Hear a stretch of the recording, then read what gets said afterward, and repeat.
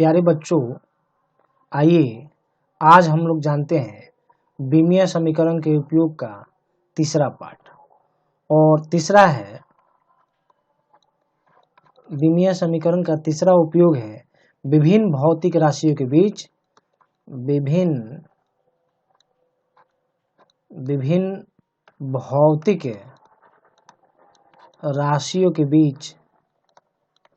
राशियों के बीच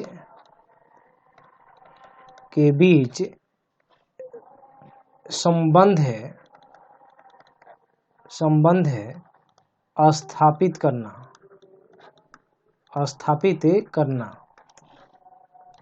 तो विभिन्न भौतिक राशियों के बीच कैसे संबंध स्थापित करेंगे?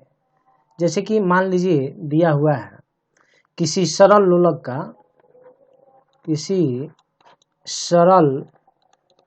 लोलक का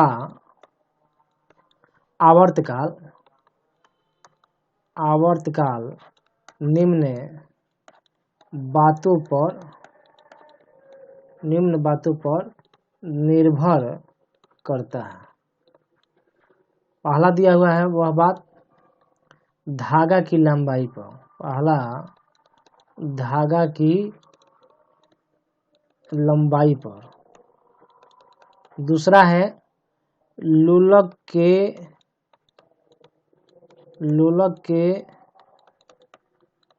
गोलक के द्रव्यमान पर। और तीसरा है गुरुत्वीय त्वरण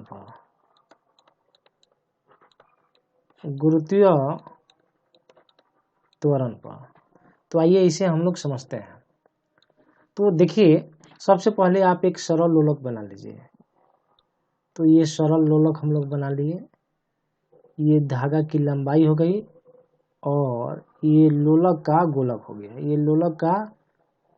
गया। ये वाला। और हम लोग ये एक पोजीशन ले लेते हैं इधर। तो पोजीशन ले लेंगे तो गोलक का पोजीशन इधर हो जाएगा और एक पोजीशन इधर ले लेते हैं तो गोलक का पोजीशन ये हो गया इधर। ये ऐसा हम लोग बना लिए। तो यही हो गया धागा की लंबाई। मान लीजिए धागा की लंबाई क्या है? L है और इसका द्रव्यमान M है। गोलक का द्रव्यमान M है। तो जिस तरह से प्रश्न दिया हुआ होगा उसी के अकॉर्डिंग हम लोग काम करेंगे। तो दिया हुआ कि सरल लोलक का आवर्तकाल, मान लीजिए आप आवर्तकाल T है, मान लेते हैं आवर्तकाल T है। तो यह आवर्तकाल किस बात पर निर्भर कर रहा है? धागा की लंबाई पर।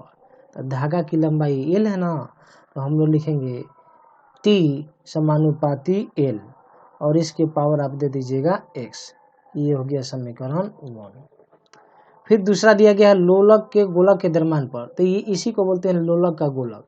इसका द्रव्यमान m है तो लिखेंगे, यानी कि यह इसके फिर समानुपाती, तो लिखेंगे T समानुपाती m के पावर y। ये हो गया समीकरण 2।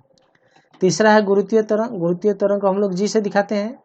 फिर लिखेंगे तीसरा आवर्तकाल जो है इस पर निर्भर करता है, यानी कि g और g का पावर हो जाएगा z। ये हो गया तीसरा समीकरण। यहाँ लिखते हैं समीकरण 1, 2, 3 से।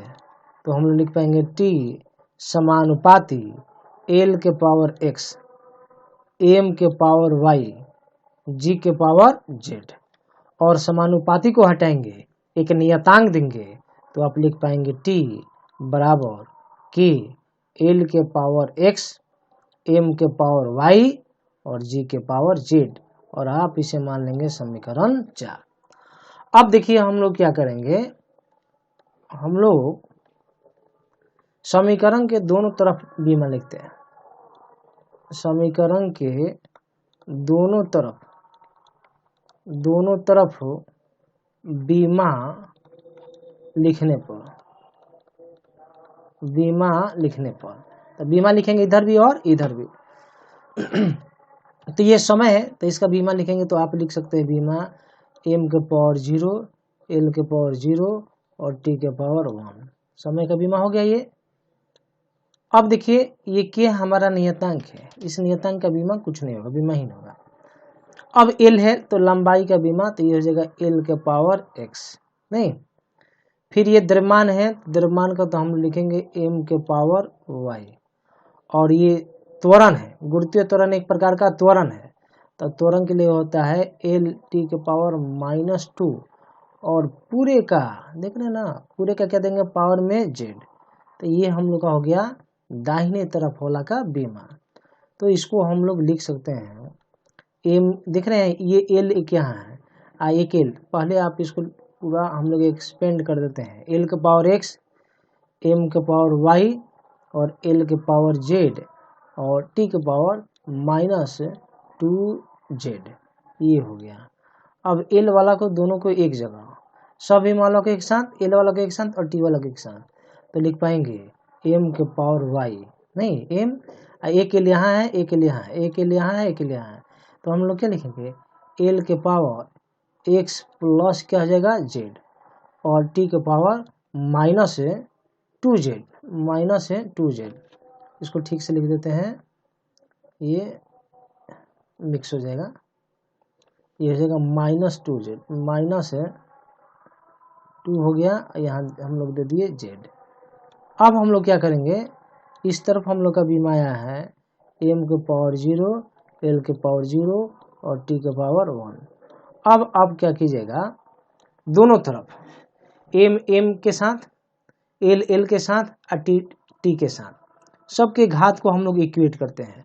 तो आप देखिए यहाँ पर, अब देखिए एम एम वाला और एम वाला का घात को बराबर करना, तो वाई के पावर 0 हो जाएगा, इसका इसके साथ, नहीं इसका इसके साथ, एम वाला के एम के साथ घात को बराबर कर देंगे, तो आपको मिलेगा y बराबर 0। फिर आप क्या कीजिएगा एल वाला का एल के साथ ना, एल वाला का एल के साथ, तब देखिए घात को बराबर करेंगे, एक्स प्लस जेड है इधर 0, तो दूसरा समीकरण मिल जाएगा एक्स प्लस जेड बराबर 0। अब देखिए टी वाला का, एक टी यहाँ है और ये टी, दोनों को अब हम लोग बराबर कर देंगे, तो यहाँ पर -2z है, यहाँ पर 1 है, देखिए -2z बराबर 1 हो गया। अब हम लोग एक समीकरण को सॉल्व करते हैं, तो देखिए हम लोग सॉल्व करके इधर दिखाते हैं, जब सॉल्व करेंगे तो आप पाए हैं -2z बराबर 1, तो z बराबर हम लोग को मिल पाएगा -1/2। अब देखिए x प्लस जेड बराबर 0 है, तो x बराबर लिखेंगे तो -z हो जाएगा, और x बराबर माइनस, तो z का मान रखेंगे तो माइनस माइनस प्लस, यानी कि 1/2। इस तरह से बच्चों हम लोग को x y z तीनों का मान मिल गया, यानी कि x बराबर आ गया 1/2, y बराबर आ गया 0, देख रहे हैं यहाँ 0 आ गया है, और z बराबर मिल गया हम लोग को -1/2। अब हम लोग लेंगे किससे, तो समीकरण 4 से, तो लिखते हैं समीकरण 4 से। देखिए समीकरण 4 कहाँ है, यहाँ है समीकरण 4, ये वाला, ये समीकरण 4 है, इसको लिखते हैं, तो समीकरण 4 है t बराबर के एल के पावर x, एम के पावर y और t के पावर z। हम लोग क्या करेंगे x y z का मान रख देंगे, तो t बराबर लिख पाएंगे के एल, और देखिए x का पावर है, देखिए x यहाँ x है ना, तो x के हम लोग बराबर मिला है 1/2, तो l के पावर 1/2, और m है m, तो m के पावर y है, तो y का मान 0 है, तो आप दे दिए 0, और t है, t के पावर z है, z का मान -1/2, तो -1/2, m का पावर 0 का मतलब 1, m का पावर 0 का मतलब 1, और 1/2 का मतलब रूट होता है। देखिए यहाँ पर लिख पाएंगे t जगह k जगह √l ना, और गुना m के पावर 0 का मतलब 1 हो जाएगा, इधर 1 और इस जगह √t। इस तरह से हम लोग लिख सकते हैं k √l/g, √l/g। तो देखिए यहाँ पर समीकरण में g है, ये g है, यहाँ g दीजिए, ये जी ना है, जी दे दिए, यहाँ पर जी है तो जी रख दिए, तो ये हो जाएगा l/g। तो इस तरह से हम लोग को मिल गया t बराबर k √l/g, ये रूट में है, तो ये एक संबंध आप प्राप्त कर लिए हम लोग।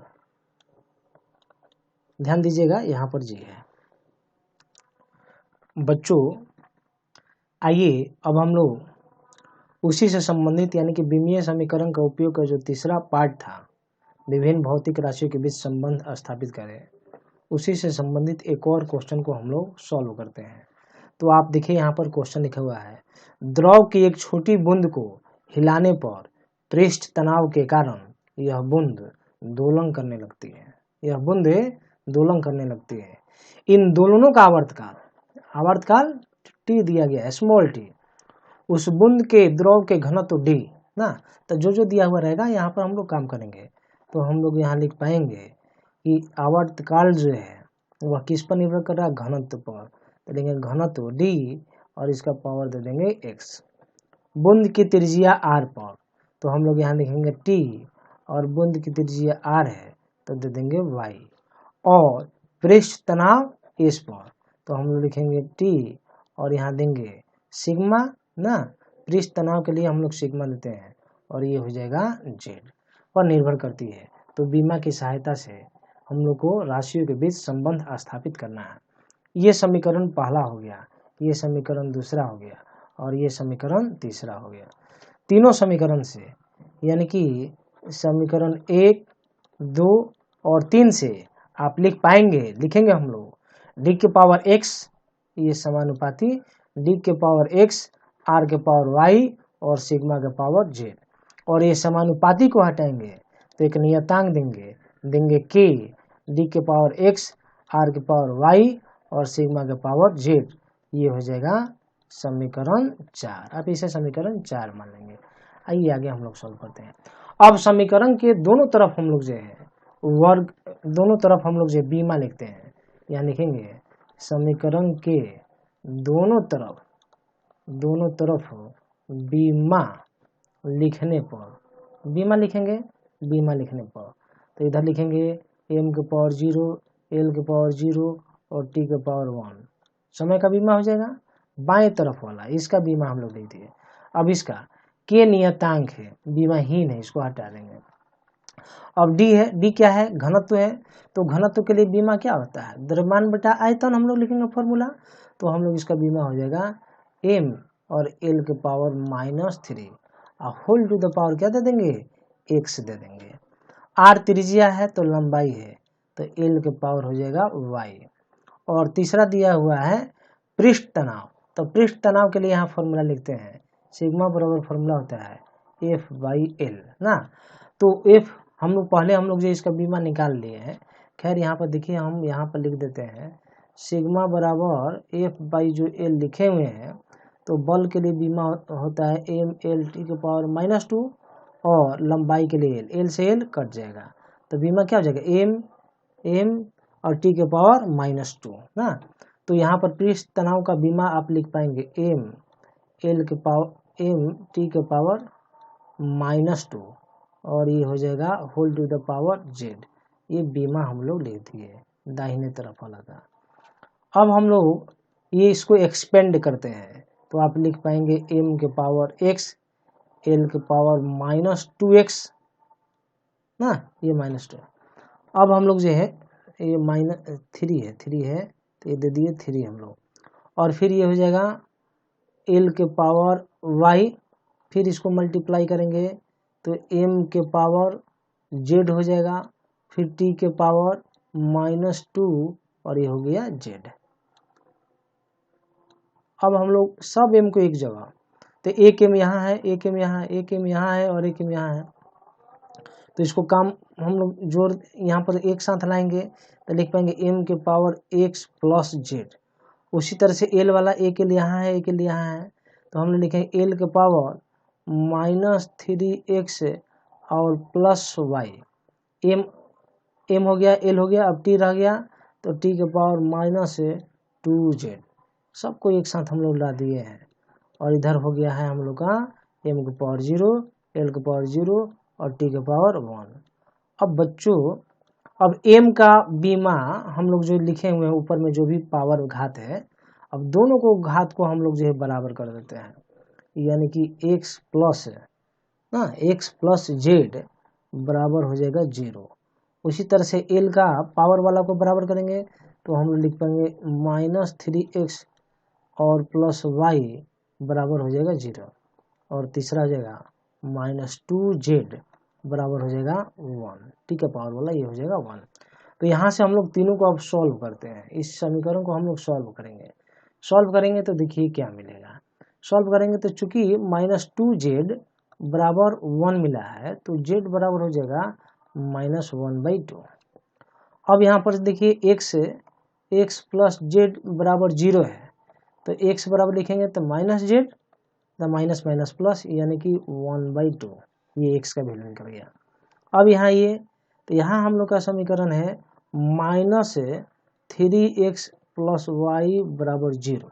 नहीं, वैल्यू पुट करेंगे इसमें हम लोग तो -3 और गुना 1/2, x का मान रखेंगे और प्लस वाई बराबर 0, तो y का जो मान हो जाएगा उधर जाएगा प्लस हो जाएगा, ये हो जाएगा 3/2। तो हम लोग x y z तीनों का मान निकाल लिए। अब लिखेंगे समीकरण 4 से, तो समीकरण 4 से हम लोग लिखेंगे समीकरण 4 से, तो समीकरण 4 दिखे कहाँ है, यहाँ है हम लोग का समीकरण 4। तो लिखेंगे t बराबर k d के पावर x, फिर दिया हुआ है r के पावर y, फिर दिया हुआ है सिग्मा के पावर z। तो लिख पाएंगे t k d के पावर x, तो x का वैल्यू निकाले हैं, कितना निकाले हैं 1/2, तो जगह 1/2 नहीं, r के पावर y, तो y देखिए 3/2, तो ये जगह 3/2। फिर देखिए यहाँ पर सिग्मा है z, तो z का मान निकाले हैं, कितना है z -1/2, तो जगह -1/2। तो t बराबर आप लिख सकते हैं √ क्या हो जाएगा d हो जाएगा। यहाँ पर क्या लिख सकते हैं, तो यहाँ लिख सकते हैं √r³ का क्यूब हो गया r³ और 1/2 को हम लोग रूट लगा दिए और गुना 1/√σ, सबको एक साथ लिख देते हैं तो t बराबर लिख पाएंगे k, सबको एक साथ रूट के अंतर्गत, तो ये रूट के साथ ला दिए dr³ अब y क्या आ जाएगा सिग्मा, ये क्यूब है ये क्यूब। तो इस तरह से हम लोग संबंध प्राप्त किए। इन दोनों क्वेश्चन को आप बढ़िया से समझ लीजिए, देख लीजिए।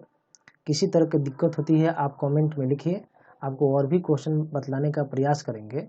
और फिर से आप इसी क्वेश्चन को जो है लिख कर अपने कॉपी पर, और इसको देखिए नहीं, सॉल्यूशन को नहीं देखिए और अपने से प्रयास कीजिए। प्यारे बच्चों, एक प्रश्न जो है बीमीय समीकरण के उपयोग के आधार पर ही यहाँ दिया गया है। और प्रश्न इस तरह से, किसी तने हुए तार की आवृत्ति f है, तार पर लगे तनाव T, उसकी लंबाई L तथा उसके प्रति एकांक लंबाई के द्रव्यमान म्यू पर निर्भर करती है। तो बीमीय विश्लेषण द्वारा सिद्ध करें कि f बराबर k/L √T/μ। तो साबित करके देखिए कि आपसे बनता है या नहीं बनता है। आप जो है हमसे जुड़ने के लिए मेरे व्हाट्सएप नंबर 9162191765 है, और आप व्हाट्सएप कर सकते हैं। और किसी तरह का प्रॉब्लम आपको सॉल्व नहीं हो पाता है या किसी तरह की फिजिक्स में कठिनाई होती है, चाहे वह आप इंटर में के विद्यार्थी हो, चाहे एयरफोर्स नेवी NDA के तैयारी करने वाले विद्यार्थी हो, या नीट के विद्यार्थी हो, या JEE के विद्यार्थी हो, आप इस पर क्वेश्चन को भेज सकते हैं, सॉल्व करके भेजने का प्रयास करेंगे। और भी आपको समस्या हो तो आप इस पर मैसेज कीजिए, आप व्हाट्सएप कीजिए, हम पूरा प्रयास करेंगे आपकी समस्या का समाधान हो। धन्यवाद।